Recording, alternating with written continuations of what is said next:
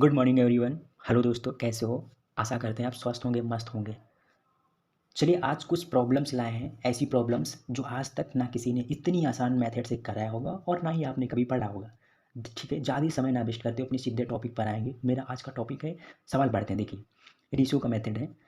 देखो सवाल क्या है, ए रेशियो बी प्लस सी बराबर 1:3 है तथा सी अनुपात ए प्लस बी बराबर 5:7 है, तो बी अनुपात ए प्लस सी की वैल्यू क्या होगी? देखो, आज हम बहुत आसान तरीके से, एकदम सरल तरीके से करेंगे। महज 1 से 2 पेज लंबे सवाल को महज 7 से 8 लाइन में करके दिखाते हैं। ठीक है, तो देखो ट्रिक नंबर फर्स्ट है, बहुत ही आसान तरीके से इसको करेंगे।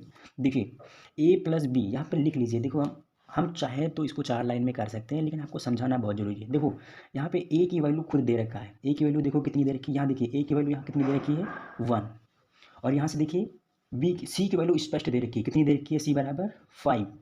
हमको क्या नहीं पता है, हमको बी की वैल्यू अगर पता चल जाए तो बताइए हम इसको निकाल सकते हैं कि नहीं निकाल सकते? तो देखो, बी की वैल्यू निकालने के लिए हम क्या करेंगे, सिंपली बी प्लस सी और ए प्लस बी को ऐड कर देंगे। देखो, ए सिंपली दिखाते हैं, ए प्लस बी बराबर कितना है, ए प्लस बी बराबर देखो यहाँ, और ये कितना है, 7।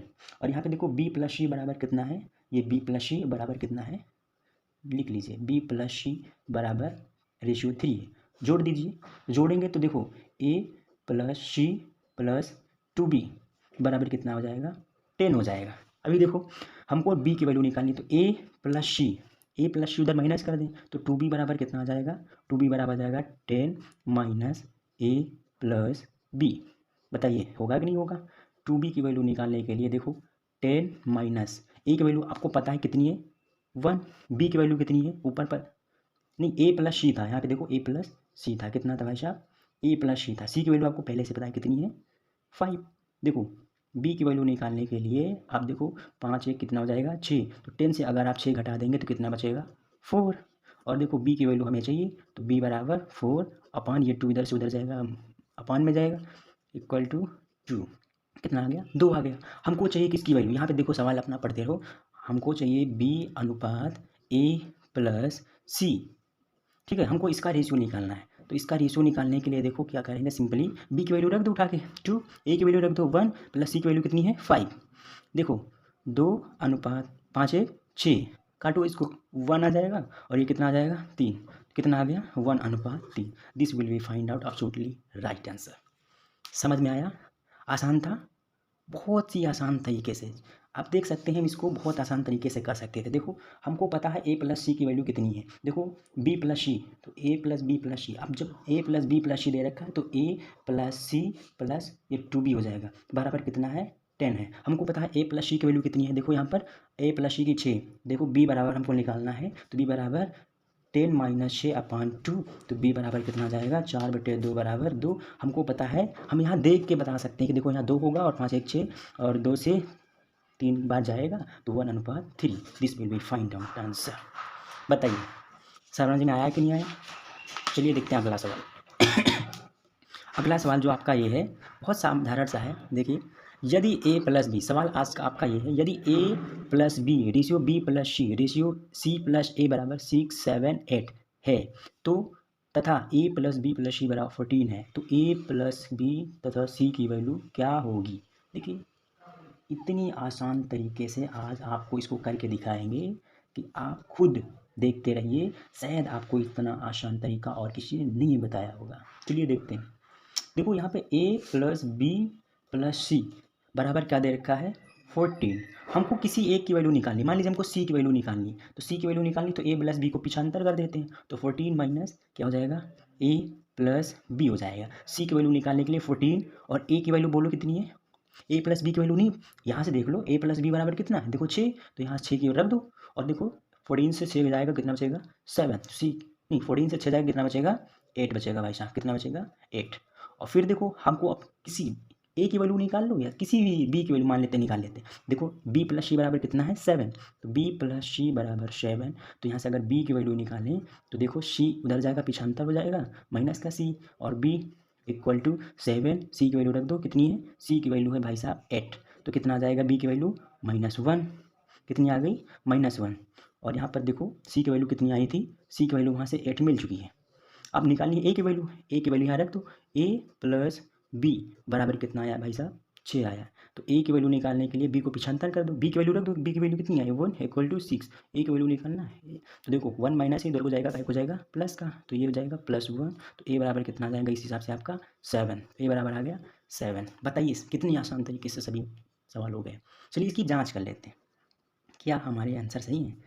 जाँच करने के लिए आपको सिंपली देखना पड़ेगा ए प्लस बी प्लस सी बराबर 14 है। तो देखो ए की वैल्यू कितनी आई 7, बी की वैल्यू कितनी आई है 1, सी की वैल्यू कितनी आई है 8 equal to 14।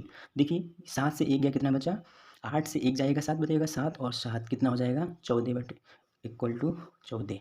This will be find answer. ठीक है, तो बताइए कोई डाउट आपका, कोई डाउट नहीं। चलिए अगला देखते हैं। ये सवाल आपका बहुत इंटरेस्टिंग है। ऐसे अक्सर सवाल आपको एग्ज़ाम में देखने को मिल ही जाते हैं, और मैं कहता हूँ आज के बाद ऐसे सवाल करने में आपको कोई प्रॉब्लम नहीं होगी। बहुत आसान और बहुत इजी मेथड से आज इसको महज 4 से 6 लाइनों में सवाल ख़त्म कर देंगे। चलिए पढ़ते हैं सवाल क्या है। 6 वर्ष पहले मेरे दादा की आयु मुझसे 8 गुनी थी। नहीं, 16 वर्ष पहले कितनी, 16 वर्ष पहले मेरे दादा की आयु मुझसे 8 गुनी थी।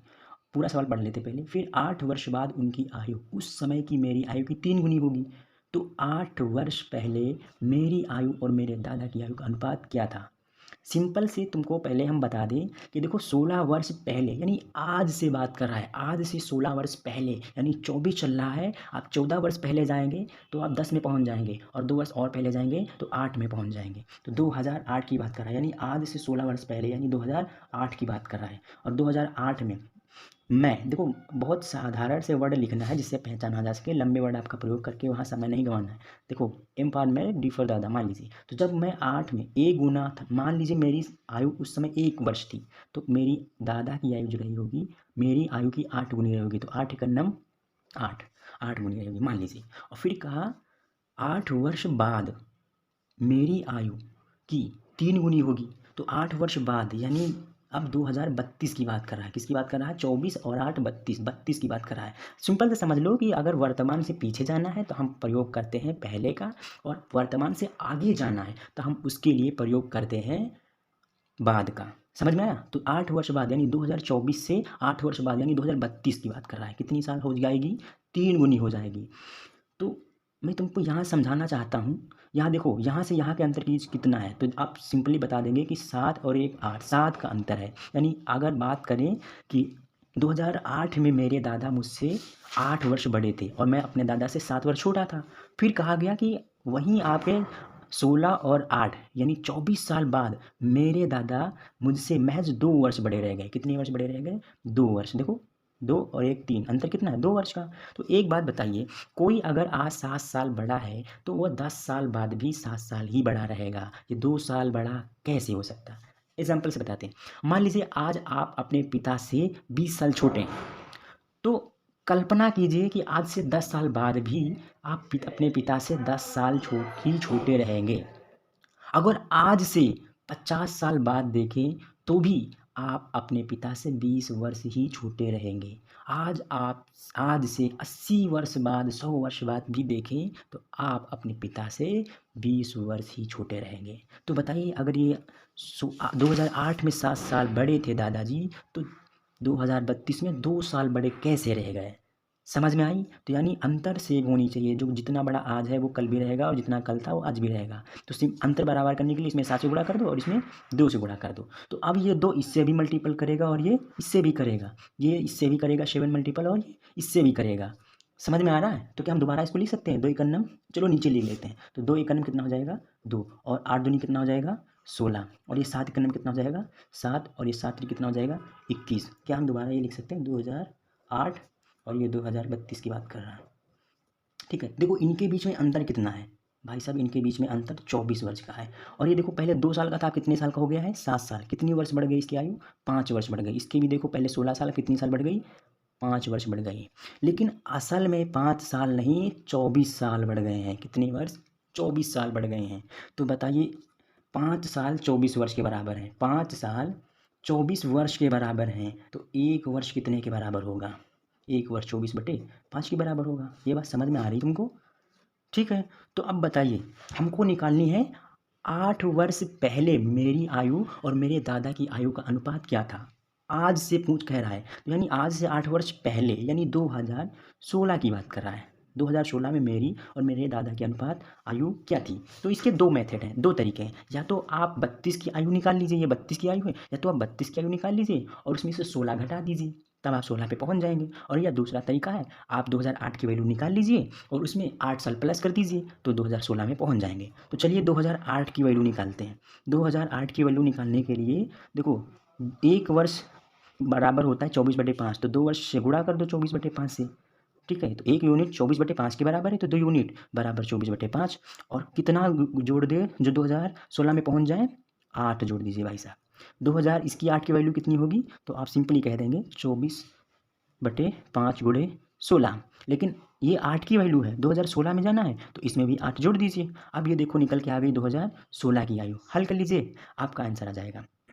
हल करने के लिए देखिए, इसके बटे में 1 मान लीजिए, इसके बटे में 1, तो देखो 24 गुणे 2 एकम 9, 24 गुणे 2 और 24 गुणे 2 कितना हो जाएगा? 48 हो जाएगा और 8 पन कितना हो जाएगा?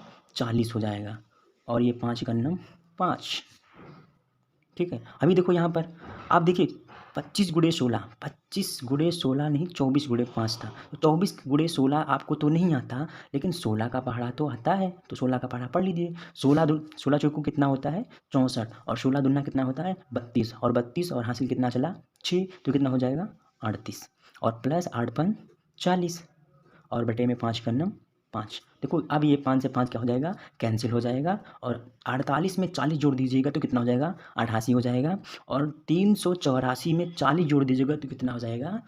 नहीं जोड़ना, देखो सिंपल सा, आपको कठिन कैलकुलेशन नहीं करनी है। देखो 380 में 40 जोड़िए कितना हो जाएगा? 420 प्लस 4 और तो 424 आ जाएगा। क्या देखो ये 8 से कट रहा है, क्या ये भी 8 से कट रहा है? चेक करिए। 8 पन 40, 2 बच गया, कितना हो गया? 24, 8 3 24 कट रहा है, काट दीजिए। तो 8 एक अन्नम 8, 11 बार जाएगा और ये 8 पन 40 और 8 3 24, सिंपली रेशियो कितना आ गया? 11:53। This will be find out answer, absolutely right. बताइए, आसान था? बिल्कुल आसान था, बट आपको एक बार प्रैक्टिस कर लीजिए, बहुत आसानी से समझ में आ जाएगा। समझ में आ रही मेरी बात ये? हाँ, आप इसको वीडियो को दोबारा ट्राई कर लीजिए, आप आसानी से समझ जाएंगे। अगर आपको नहीं समझ में आ रहा है तो एक बार दोबारा वीडियो स्किप करके देख सकते हैं।